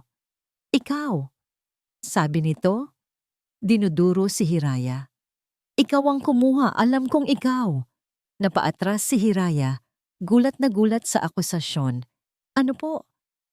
Hindi po totoo yan. Sinungaling, sigaw ni Marikit. Tumingin siya sa ibang mga kasambahay. Halugugin niyo ang kwarto niya. Ngayon din. Dalawang kasambahay na takot sumuway ay nag-aatubiling pumasok sa silid ni Hiraya. Si Hiraya ay napatulala, hindi makapaniwala sa nangyayari. Si Alon ay nakatayo lamang, hindi kumikilos, ang muka ay hindi mabasa. Wala po kayong makikita dyan. Sigaw ni Hiraya, ang boses ay nanginginig. Ilang sandali lang, lumabas ang isang kasambahay. Ang mukha niya ay namumutla. Sa nanginginig niyang kamay, hawak niya ang isang kumikinang na kwintas na diamante. Nakita ko po ito, sa ilalim ng unan niya. Para kay Hiraya, ang mundo ay tumigil sa pag-ikot. Ang lahat ng ingay ay nawala. Ang nakikita na lamang niya ay ang kwintas na hindi niya kailanman nakita sa buong buhay niya. Ang mapanuyang ngiti sa mukha ni Marikit at ang mga mapanghusgang tingin ng lahat ng tao sa paligid niya. Si Alon, sabi ko sa iyo hagulgol ni Marikit. Hindi lang siya sinungaling, hindi lang siya manggagamit. Isa siyang magnanakaw, isang ahas na pinatuloy mo sa pamamahay mo. Ang lahat ng lakas sa katawan ni Hiraya ay nawala. Napaluhod siya. Yakap-yakap pa rin si Sinag na walang tigil sa pag-iyak. Tumingin siya kay Alon. Ang kanyang mga mata ay nagmamakaawa. Sumisigaw ng isang katotohanang hindi kayang bigkasin ng kanyang mga labi. Maniwala ka sa akin. Pakiusap, maniwala ka. Ngunit si Alon ay nanatiling nakatayo roon. Isang estatwang bato sa gitna ng kaguluhan. Ang kanyang mukha ay walang emosyon. Hindi galit, hindi awa, hindi pagtatanggol. Wala. At ang kawalan na yon, ang pinakamasakit sa lahat. Ang katahimikan niya ang kanyang hatol. Palayasin niyo na yan! Utos ni Marikit. Tumawag kayo ng pulis. 2 security guard ang lumapit kay Hiraya. Sumama po kayo sa amin, ma'am. Hindi. Wala akong kasalanan. Sigaw ni Hiraya. Pilit na kumakawala. Hinigpitan niya ang yakap kay Sinag, ang tanging yaman na meron siya. Bitawan niyo ako. Ngunit mas malakas sila. Ang magaspang na kamay ng isang guard ay humawak sa kanyang braso, habang ang isa naman ay pilit na kinukuha si Sinag mula sa kanya. Hindi. Ang anak ko. Huwag. Ang paghihiwalay sa kanila ay parang pagpunit sa kanyang kaluluwa. Ang maiinit na luha ni Sinag ay tumutulo sa kanyang leeg, habang ito'y pilit na inilalayo. Ang sigaw ng bata na tumatawag sa kanya, "Nanay! Nanay!" ay isang punyal na paulit-ulit na itinarak sa kanyang puso. Kinaladkad siya ng mga guard palabas ng mansyon. Habang dumadaan siya kay Alon, muli siyang tumingin dito. Sa huling pagkakataon, umaasa, ngunit umiwas ito ng tingin. Iyon na ang pumatay sa natitirang pag-asa ni Hiraya. Ang taong nakakita ng kanyang sakripisyo ay ang siya ring taong hinayaan siyang mahulog sa pinakamalalim na bangin. Ipinagtulakan siya palabas ng malaking pinto. Bawat hakbang pababa sa hagdan ay isang pagtapak sa kanyang dignidad. Hanggang sa marating nila ang dambuhalang gate na bakal. Binuksan ito. Itinulak siya palabas sa maputik na daan at muling isinara. Ang malakas na kalabog ng bakal na nagsara ay ang tunog ng pagsasara ng lahat ng pinto sa kanyang buhay. Nasa labas na siya, basang-basa sa luha, walang pera, walang gamit. At higit sa lahat, wala si Sinag. Napaluhod siya sa basang lupa, nakatingin sa gate na naghihiwalay sa kanya mula sa kanyang anak, mula sa kanyang buhay. Ang malakas na ulan ng nakaraang gabi ay wala-wala lang kumpara sa unos na dumudurog ngayon sa kanyang puso. Lahat ay nawala. Ang malakas na kalabog ng nagsarang gate ay umalingaw-ngaw sa loob ng mansyon, isang hatol na narinig ng lahat. Sa sala, ang mga kasambahay ay nakayuko, takot gumalaw. Si Sinag, si Estrella, ay umiiyak pa rin sa bisig ng isang yaya. Ang maliliit na kamay ay nakaunat sa direksyon ng pinto. Hinahanap ang nag-iisang ina na kanyang kilala. Si Marikit, sa kabilang banda, ay huminga ng malalim. Isang hininga ng tagumpay. Tapos na. Nanalo siya. Lumapit siya kay Alon. Ang kanyang mukha ay nagpapakita ng isang perpektong timpla ng kalungkutan at konting kasiyahan. Finally, bulong niya, nakalabas na rin ang basura, masakit man, mahal, pero ito ang tama. Ginawa natin ang tama. Inangat niya ang kanyang kamay para haplusin ang pisngi ni Alon. Ngunit bago pa man dumapo ang kanyang mga daliri, hinawakan ni Alon ang kanyang pulsuhan. Ang pagkakahawak niya ay hindi mahigpit, ngunit meron itong lamig na tila yelo. Isang lamig na gumapang sa buong katawan ni Marikit. Tama? Tanong ni Alon. Ang boses ay kalmado sa isang paraan na mas nakakatakot kaysa sa anumang sigaw. Sa tingin mo ba talaga may tama sa lahat ng ito? Dahan-dahan niyang binitiwan ang kamay nito. Naglakad siya patungo sa kanyang mesa at kinuha ang kanyang telepono. Hindi niya ito tiningnan. Ang kanyang mga mata ay nakapako kay Marikit. Isang kahangahangang pagtatanghal, Marikit. Sabi niya, ang pag-iyak, ang panik, ang akusasyon. Halos naniwala ako. Anong ibig mong sabihin? Nauutal na tanong ni Marikit. Nararamdaman ang pagbaliktad ng sitwasyon. Ang galing ng pagkakatanim mo ng ebidensya. Mabilis, malinis. Pagpapatuloy ni Alon na parang isang kritiko ng pelikula na sinusuri ang isang eksena. Pero may isang bagay kang nakalimutan. Pinindot niya ang isang button sa kanyang telepono at mula sa speaker, isang boses ang umalingaw-ngaw. Boses ni Marikit. Oo, ako nang bahala. Kailangan kong siguraduhin na hindi na siya makakabalik pa. Oo, tita. Delikado kung malalaman ni Alon ang tungkol sa bata. Masisira ang lahat ng plano natin. Basta itago niyo lang nang maayos ang lahat ng papeles dyan. Siguraduhin mong hindi magsasalita ang mga dating tauhan ni Daddy. Ako na ang bahala sa katulong na to. Isang maling galaw pa niya. Sisirain ko siya. Ang bawat salita ay parang isang pako na ibinabaon sa kabaong ni Marikit. Ang dugo ay nawala sa kanyang mukha. Ito ang usapan nila ng kanyang tiyahin kaninang umaga, sa pag-aakalang walang sino mang nakakarinig. Paano? Alam ko na ang lahat, Marikit, sabi ni Alon. Ang kalmadong maskara ay unti-unting gumuho. Inilalabas ang nagngangalit na galit sa ilalim. Alam ko na ang koneksyon ng pamilya mo sa dating security head na dumukot sa kapatid ko. Lumakad siya patungo sa yaya na may hawak kay Estrella. Maingat niyang kinuha ang bata mula rito. Hinalikan niya sa noo ang umiiyak na bata na agad kumapit sa kanyang damit. Humarap siyang muli kay Marikit. Ang kanyang mga mata ay nag-aapoy.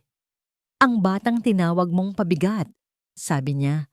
Ang bawat salita ay mariin at puno ng pait. Ang batang tinawag mong anak ng kung sino-sino ay ang kapatid ko. Ang revelasyon ay parang isang kulog na yumanig sa buong sala. Si Marikit ay napaatan. Ang kanyang mukha ay larawan ng purong pagkagulat at takot. Ang lahat ng kasinungalingan, ang lahat ng kanyang mga plano ay gumuho sa isang iglap. Ang pangalan niya ay Estrella. Pagpapatuloy ni Alon, ang boses ay nagbabaga. At ang babaeng pinalayas mo, ang babaeng sinira mo ang pangalan, ang babaeng tinawag mong magnanakaw, siya ang nagligtas sa kapatid ko. Siya ang nagbigay dito ng buhay na ninakaw ng mga taong katulad ninyo. Hindi ko alam. Pautal-utal na, sabi ni Marikit, desperadong naghahanap ng palusot. Hindi mo alam, sigaw ni Alon.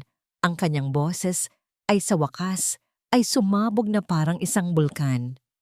O ayaw mo lang malaman dahil mas mahalaga sa iyo ang pera, mas mahalaga ang kasal, Mas mahalaga ang pagtakpan sa mga kasalanan ng pamilya mo kaysa sa buhay ng isang inosenteng bata. Sa labas, umalingaw-ngaw ang tunog ng mga sirena ng pulis. 2 unipormadong pulis ang pumasok sa mansyon, kasama ang hepe ng security ni Alon. Nang makita ni Marikit ang mga pulis, tuluyan na siyang bumagsak sa sahig. "Alon, please, patawarin mo ako. Mahal kita." Ngunit ang mukha ni Alon ay naging bato. Wala nang awa, wala nang pag-ibig, tanging pagkasuklam. "Ang pag-ibig na sinasabi mo ay lason, at sawang-sawa na ako." Tumingin siya sa mga pulis. "Dalhin niyo na siya." Habang kinaladkad ng mga pulis si Marikit na nagwawala at sumisigaw, si Alon ay tumalikod. Hindi niya ito kayang tingnan. Ang bawat sigaw nito ay isang paalala ng kanyang sariling katangahan. Nang tumahimik na ang lahat, ang bigat ng katotohanan ay bumagsak sa kanya. Oo, nahuli na ang may sala. Ngunit may isang biktima pa na nasa labas, mag-isa, at nasasaktan. Isang biktimang siya mismo ang gumawa, si Hiraya. Isang matinding panik ang biglang bumalot sa kanya. Saan siya nagpunta? Gabi na. Wala siyang pera. Wala siyang kakilala. "Manang," tawag niya sa pinakamatandang kasambahay. "Alagaan niyo muna si Estrella." Ibinigay niya ang bata, na sa wakas ay tumahan na at nakatingin lamang sa kanya na may pagtataka. Tumakbo si Alon, palabas ng mansyon, patungo sa gate.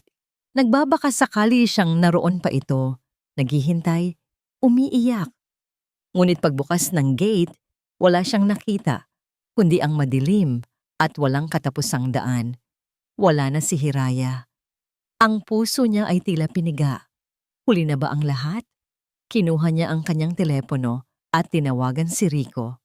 "Rico, si Hiraya. Kailangan nating mahanap si Hiraya Reyes. I-deploy mo lahat ng tao mo. Check-in mo lahat ng bus station, lahat ng terminal. Lahat!" Sumakay siya sa kanyang kotse at pinaharurot ito. Ang mga mata ay desperadong naghahanap sa magkabilang gilid ng daan.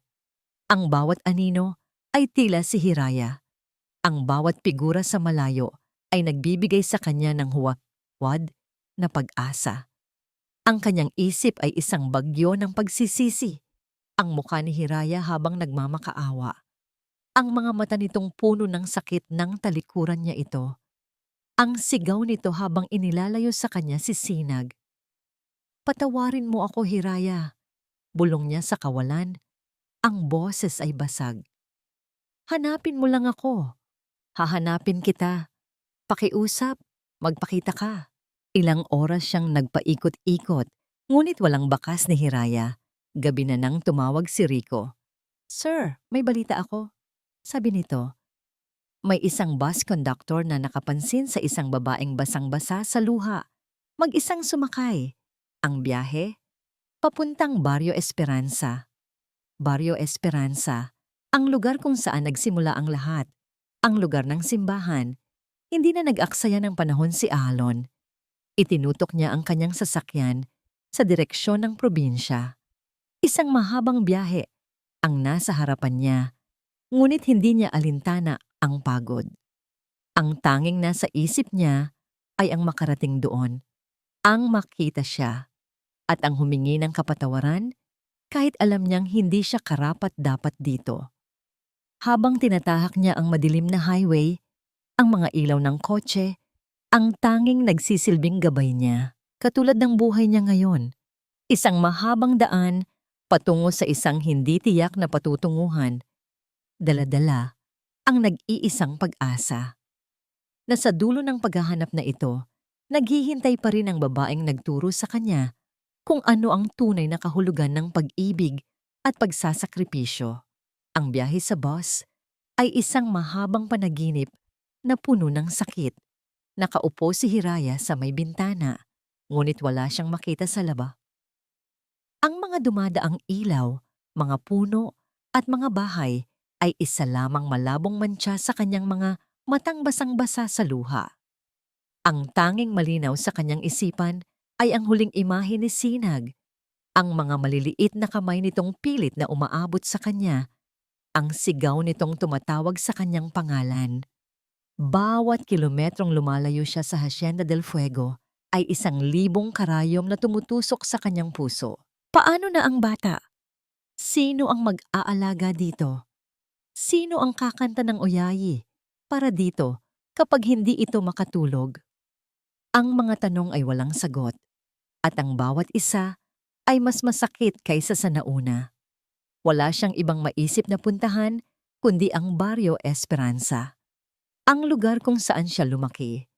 Ang lugar na wala namang naghihintay sa kanya kundi mga alaala. Ngunit ito ang nag-iisang lugar na alam niya. Pagbaba niya ng bus sa plaza, madaling araw na. Malamig ang hangin. Niyakap niya ang kanyang sarili. Sinusubukang hanapin ang init na iniwan ng yakap ni Sinag. Hindi siya umuwi sa dati nilang bahay. Sa halip, ang kanyang mga paa ay kusa siyang dinala sa isang pamilyar na lugar. Ang lumang simbahan sa gilid ng plaza. Pumasok siya sa loob. Ang amoy ng kandila at lumang kahoy ay sumalubong sa kanya. Walang tao. Tanging siya at ang mga imahe ng mga santo na tila nakatingin sa kanya ng may awa. Naglakad siya patungo sa altar. At doon, sa mismong lugar kung saan niya natagpuan ang isang kahon na naglalaman ng kanyang pinakamalaking biyaya. At ngayon ay pinakamalaking pighati. Lumuhod si Hiraya. Hindi siya humingi ng tulong para sa sarili. Hindi siya nagreklamo sa Diyos. Ang kanyang mga labi ay bumulong ng iisang panalangin. Panginoon, hikbin niya. Kayo na po ang bahala kay Sinag. Huwag niyo po siyang pababayaan. Kahit anong mangyari sa akin, iligtas niyo lang po siya. Doon, sa katahimikan ng bahay ng Diyos, ibinuhos niya ang lahat ng kanyang luha hanggang sa wala nang matira, kundi isang tuyong sakit. Mag-uumaga na nang marating ni Alon ang Barrio Esperanza. Ang kanyang mamahaling sasakyan ay tila isang alien sa simpleng bayang iyon. Ang kanyang puso ay kumakabog sa bawat pag-ikot ng gulong. Nandito na siya. Pero paano niya ito hahanapin? Nagtanong siya sa ilang mga taong nag-aayos ng paninda sa palengke. Isang babae, Hiraya Reyes ang pangalan. Ngunit tanging mga nagtatakang tingin at pag-iling ang kanyang natanggap. Halos mawalan na siya ng pag-asa nang may isang matandang babae na nagwawalis sa harap ng isang tindahan ang nagsalita. Si Hiraya, ang ulilang apo ni Kamiling. Matagal na siyang umalis dito, pero kung babalik man yon, isa lang ang alam kong lugar na una niyang pupuntahan. Itinuro ng matanda ang lumang simbahan. Hindi na nag-aksaya ng sandali si Alon. Ipinark niya ang kotse at halos takbuhin ang daan patungo sa simbahan. Ang bawat hakbang ay isang suntok ng kaba at pagsisisi. Dahan-dahan niyang itinulak ang mabigat na pinto. Ang loob ay madilim pa, ngunit may isang sinag ng araw na tumatama mula sa bintana sa itaas. Direktang nagbibigay liwanag sa isang figura na nakaluhod sa harap ng altar, isang babae. Ang kanyang buhok ay magulo. Ang kanyang mga balikat ay nakayukyok sa bigat ng kalungkutan. At kahit sa layo niya, narinig ni Alon ang mahinang tunog ng kanyang pag-iyak. Para siyang sinaksak sa puso. Iyon ang babaeng hinamak niya. Iyon ang babaeng sinaktan niya. At sa kabila ng lahat, narito ito, nagdarasal, marahil para sa batang inagaw mula sa kanya. Hiraya. Ang pangalan ay halos pabulong na lumabas sa kanyang bibig, ngunit sa katahimikan ng simbahan, umaling-aungaw ito na parang isang sigaw. Nagulat si Hiraya. Agad siyang lumingon at nang makita niya kung sino ang nasa likod niya, ang kalungkutan sa kanyang mga mata ay napalitan ng takot. Mabilis siyang tumayo at napaatras. Anong ginagawa niyo dito? Para saktan ulit ako. Umiling si Alon. Ang sakit ay malinaw na nakaguhit sa kanyang mukha. Dahan-dahan siyang lumapit. Ang mga kamay ay nakaangat na parang sumusuko. Hindi, nandito ako para... Hindi niya matapos ang sasabihin. Sa halip, ginawa niya ang isang bagay na hindi niya kailanman inakalang gagawin niya. Sa harap ni Hiraya, ang makapangyarihang si Alon del Fuego ay dahan-dahang lumuhod. "Patawarin mo ako," sabi niya. Ang boses ay basag. Ang mga luhang kanina pa niya pinipigilan sa loob ng 15 taon ay sa wakas bumagsak. "Patawarin mo ako sa lahat, Hiraya." Napatulala si Hiraya. Hindi siya makapaniwala sa nakikita niya. "Alam ko na," pagpapatuloy ni Alon sa gitna ng kanyang mga hikbi. "Alam ko na ang lahat.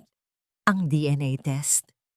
Si Sinag, siya si Estrella, ang kapatid ko. Ikinuwento niya ang lahat. Ang tungkol kay Marikit, ang koneksyon sa kidnapping, ang sarili niyang pagkabulag dahil sa mapait na nakaraan." Natigilan si Hiraya sa narinig. Si Sinag ay kapatid pala nito, isang prinsesa. Ang unang emosyon na naramdaman niya ay hindi galit, kundi isang biglaang saya para sa bata. Mabuti, bulong niya. Mabuti para sa kanya. Magkakaroon siya ng tunay na pamilya. "Ikaw ang pamilya niya," sabi ni Alon. Ang boses ay puno ng desperasyon.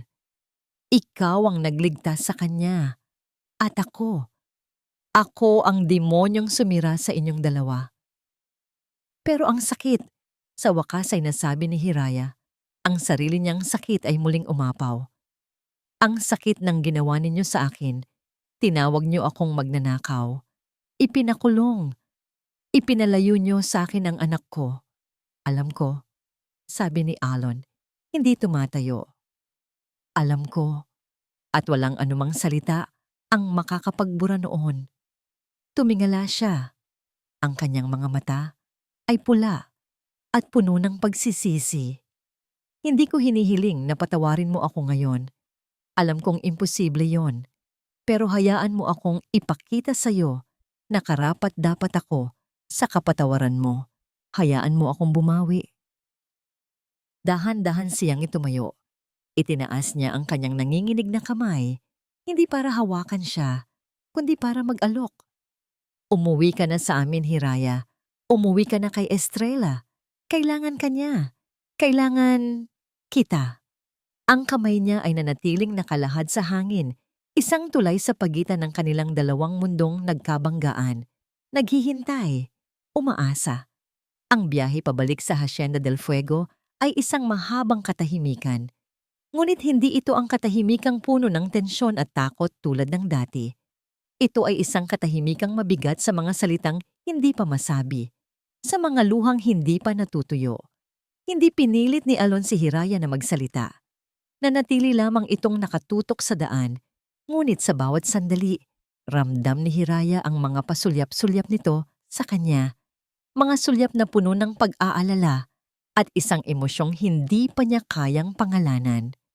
Para kay Hiraya, ang pagbabalik ay hindi dahil sa napatawad na niya si Alon. Malayo pa roon. Ang sugat na nilikha nito ay napakalalim at hindi yun maghihilom sa isang gabi. Bumalik siya para sa iisang dahilan. Si Sinag, si Estrella, ang batang nangangailangan sa kanya. Pagpasok ng sasakyan sa malaking gate ng hacienda, isang pamilyar na kaba ang bumalik sa dibdib ni Hiraya. Ngunit nang huminto sila sa harap ng mansyon, hindi na si Marikit o ang mga mapanghusgang kasambahay ang sumalubong sa kanya. Ang pinto ay bumukas at sa likod nito ay nakatayo si Manang Leti, ang pinakamatandang kasambahay na may ngiti sa mga labi. At sa bisig nito, "Nanay!"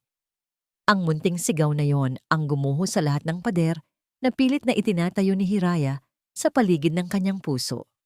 Binitiwan ni Manang Leti ang bata at si Estrella ay tumakbo ng buong bilis. Ang mga maliliit na paa ay halos madapa, patungo sa kanya. Yumuko si Hiraya at sinalubong ang kanyang anak. Ang impact ng kanilang pagyayakapan ay halos bumuwal sa kanya.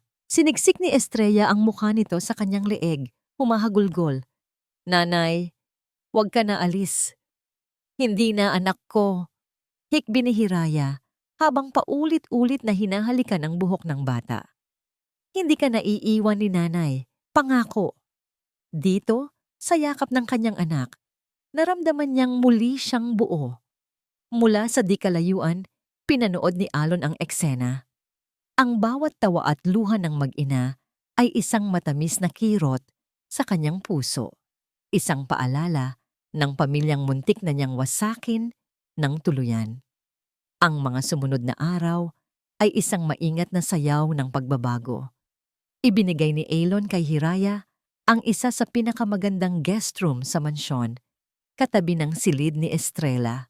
Hindi na siya isang katulong. Ang titulo niya, ayon kay Alon, ay tagapag-alaga at kinikilalang ina ni Estrella. Ngunit para kay Hiraya, siya pa rin si nanay. Gabi-gabi, natutulog siyang katabi ang bata. Bumabawi sa mga oras na nawala sa kanila. At sa bawat araw na lumilipas, nakikita niya ang pagbabago kay Alon. Hindi sa salita, kundi sa gawa. Isang gabi, hindi mapatahan ni Hiraya si Estrella. Umiiyak ito at tila may hinahanap. Pagod na pagod si Hiraya. Biglang bumukas ang pinto at pumasok si Alon. Ako na muna. Mahinang alok nito. Magpahinga ka na. Nag-aalangan man, ibinigay niya ang bata. Nakita niya kung paano maingat na kinarga ni Alon ang kanyang kapatid. Ngunit nang iabot na nito, ang bote ng gatas, mali ang timpla. Masyadong mainit. Hindi ko alam. Nahihiyang amin ni Alon, ang bilyonaryong sanay magpatakbo ng isang korporasyon ay walang kaalam-alam sa simpleng pagtitimpla ng gatas. Isang maliit na ngiti ang sumilay sa labi ni Hiraya sa unang pagkakataon. Lumapit siya. Ganito, sir. Alon. Pagtatama niya sa sarili. Kailangan tama lang ang init. Ipinakita niya kung paano. Nagkadikitan ng kanilang mga kamay habang inaayos ang bote. Isang kuryenteng dumaloy sa kanilang dalawa. Mabilis ngunit hindi maikakaila. May mga gabi na hindi sila makatulog. Magkikita sila sa may balkonahe, parehong nakatingin sa mga bituin. Doon, sa ilalim ng tahimik na langit, nagsimula silang mag-usap. Ikinuwento ni Hiraya ang simpleng pangarap niya para kay Sinag. Ang makapagtapos ito ng pag-aaral, ang maging masaya.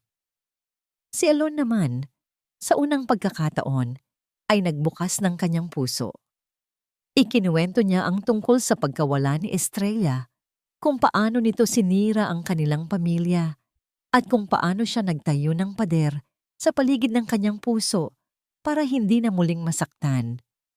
Hindi siya naghahanap ng simpatya, nagpapaliwanag siya. At sa bawat salitang binitiwan niya, unti-unting nauunawaan ni Hiraya ang lalaki sa likod ng halimaw na minsan niyang kinatakutan. Isang hapon, habang namamasyal sila sa hardin, ang tatlo sa kanila ay magkahawak kamay. Si Estrella ay nasa gitna, masayang masaya. Hawak ang kamay ni Hiraya sa isang tabi at ang kamay ni Alon sa kabila. Sa sandaling iyon, hindi sila amo at dating katulong. Hindi sila kuya at tagapag-alaga. Sa sandaling iyon, sa ilalim ng ginintuang sikat ng araw, para silang isang tunay na pamilya. At naramdaman ni Hiraya ang isang bagay na matagal na niyang kinalimutan, isang munting pintig ng pag-asa. Isang munting kislap ng kilig. Gabi iyon, sa isang tahimik na hapunan, silang dalawa lang matapos makatulog si Estrella. Ang kapaligiran ay magaan at payapa. Nagkukwentuhan sila tungkol sa mga kalokohan ng bata at sa unang pagkakataon, narinig ni Hiraya ang isang tunay na halakhak mula kay Alon. Isang tunog na nagpatunaw sa natitirang yelo sa kanyang puso. Sa gitna ng kanilang tawanan, biglang sumeryoso si Alon. Inabot nito ang kamay ni Hiraya na nakapatong sa mesa at marahang hinawakan. Ang kanyang mga mata ay puno ng isang emosyon na mas malalim pa sa pasasalamat o pagsisisi. May gusto akong sabihin sa'yo, Hiraya. Panimula niya, ang boses ay seryoso at puno ng sinseridad. Isang bagay na dapat matagal ko nang sinabi. Ang paghawak ni Alon sa kamay ni Hiraya ay mainit at magaspang, kamay ng isang lalaking sanay magtrabaho, sanay humawak ng kapangyarihan. Ngunit sa sandaling iyon, ang paghawak na iyon ay puno ng kahinaan, ng isang pagsukong hindi pa kailanman naramdaman ni Hiraya mula sa kanya. Nang una kang dumating dito, panimula ni Alon, ang kanyang mga mata ay hindi bumibitaw sa mga mata ni Hiraya. Ang nakita ko lang ay isang anino mula sa nakaraan ko. Isang pagkakamali na ayokong maulit. Naging bulag ako, Hiraya. Naging bingi. Isinara ko ang puso ko dahil sa takot. Huminga siya ng malalim. Pero ikaw ang nagbukas nito. Sa bawat sakripisyo mo para kay Estrella, sa bawat pagpapakumbaba mo, sa kabila ng sakit, ipinakita mo sa akin kung ano ang tunay na lakas. Ipinakita mo sa akin kung ano ang tunay na pagmamahal. Isang pagmamahal na hindi nabibili ng pera. Isang pagmamahal na walang hinihinging kapalit. Binitiwan niya ang kamay nito at dahan-dahang tumayo. Naglakad siya patungo sa gilid ni Hiraya. At doon, sa harap ng babaeng minsan niyang hinamak, ang bilyonaryong si Alon del Fuego ay muling lumuhod. Ngunit sa pagkakataong ito, hindi para humingi ng tawad. Mula sa kanyang bulsa, kinuha niya ang isang maliit na kahon na pilus. Binuksan niya ito. Sa loob ay isang singsing. Hindi ito malaki o magarbo, ngunit simple at elegante. Isang maliit na diamante na kumikinang na parang isang bituin sa gitna. Namilog ang mga mata ni Hiraya. Napahawak siya sa kanyang bibig, hindi makapagsalita. Hindi ko ito ginagawa dahil sa utang na loob, sabi ni Alon. Ang boses ay nanginginig sa tindi ng emosyon. At lalong hindi dahil sa pagsisisi. Ginagawa ko ito dahil sa loob ng ilang linggo na kasama kita. Sa bawat tawa ni Estrella na naririnig ko, sa bawat ngiti na nakikita ko sa'yo, nahanap ko ang isang bagay na mas mahalaga pa sa buong yaman ko. Nahanap ko ang aking tahanan. Hiraya Reyes, sabi niya, ang kanyang mga mata ay nagsusumamo at puno ng pag-ibig. Pinapangako ko sa'yo na ang bawat araw ng buhay ko ay ilalaan ko para patunayan na karapat-dapat ako sa'yo. Para alagaan ka at si Estrella. Para bigyan kayo ng buhay na puno ng pagmamahal at kaligayahan. Hiraya, mahal kita. Pakasalan mo ako. Ang mga luhang namuo sa mga mata ni Hiraya ay hindi na luha ng sakit o kalungkutan. Ito ay mga luha ng isang kaligayahan na hindi niya kailanman inakalang mararamdaman niya. Ang lahat ng sugat, ang lahat ng pait, ay tila naghilom sa isang iglap, tinabunan ng sinseridad sa mga mata ng lalaking nakaluhod sa kanyang harapan. Dahan-dahan siyang tumango, hindi makapagsalita. Isang tango lang, ngunit iyon na ang pinakamalinaw na oo sa buong mundo. Nakangiting isinuot ni Alon ang singsing sa kanyang daliri. Tamang-tama. Tila doon ito itinadhana. Tumayo siya at, sa unang pagkakataon, niyakap siya ng mahigpit. Isang yakap na nagsasabing, sa wakas, natagpuan na kita. Biglang bumukas ang pinto. Isang munting ulo ang sumilip.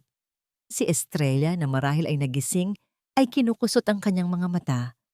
Nang makita niya ang kanyang nanay at kuya na magkayakap, isang malaking nangiti ang sumilay sa kanyang muka. Tumakbo ito, palapit sa kanila. Yakap. Nagtawanan silang dalawa at yumuko para isama ang bata sa kanilang yakap. At doon, sa gitna ng sala, nabuo ang isang perpektong bilog. Isang pamilyang sinubok ng kasinungalingan, winasak ng paghuhusga, ngunit muling binuo ng pagpapatawad at ng isang pag-ibig na mas matatag kaysa dati. Ilang oras ang lumipas, dinala ni Alon ang kanyang mag-ina sa hardin. Humiga sila sa malambot na damo, sa ilalim ng kalangitan na puno ng libu-libong kumikinang na bituin. Itinuro ni Alon ang isang maliwanag na bituin.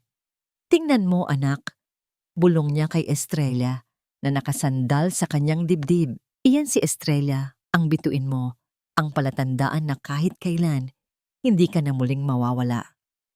Ang bata ay pumalakpak sa tuwa. Pagkatapos, bumaling si Alon kay Hiraya na nakahiga sa tabi niya. Ang ulo ay nakapatong sa kanyang balikat. Hinawakan niya ang kamay nito, ang daliri kung saan nakasuot ang singsing. "At ikaw naman," sabi niya. Ang boses ay puno ng pagsamba. "Ikaw ang aking Hiraya, ang aking pangarap na hindi ko alam na mayroon pala ako hanggang sa dumating ka. Ang katuparan ng mga pangarap ko." Pagtatapos niya, sa ilalim ng tahimik na pangako ng mga tala, dahan-dahan niyang inilapit ang kanyang mukha sa mukha ni Hiraya. At doon, ibinigay niya ang isang halik. Isang halik na hindi nagmamadali, hindi mapusok.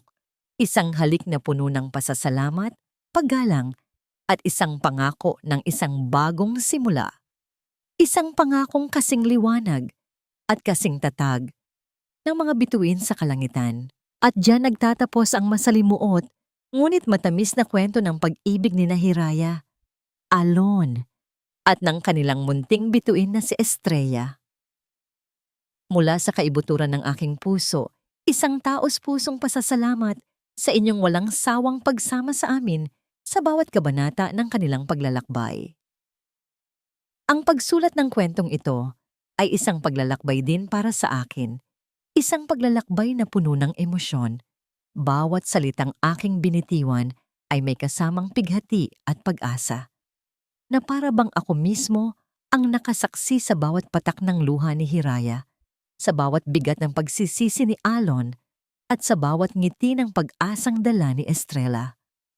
Nais kong iwan sa inyo ang isang munting paalala mula sa kanilang kwento, na ang tunay na pagmamahal ay may pambihirang kapangyarihang maghilom.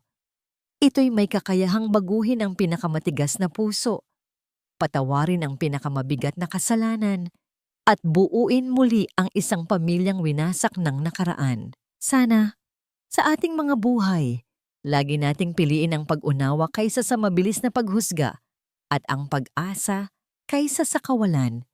Ngayon, nais ko namang marinig ang inyong tinig. Anong aral ang pinakatumatak sa inyong puso?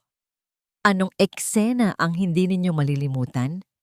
Ang inyong mga saloobin ay napakahalaga sa akin, kaya't huwag po kayong mag-atubiling ibahagi ang inyong mga nararamdaman sa comment section sa ibaba. Hanggang sa ating muling pagkikita sa susunod na kwento.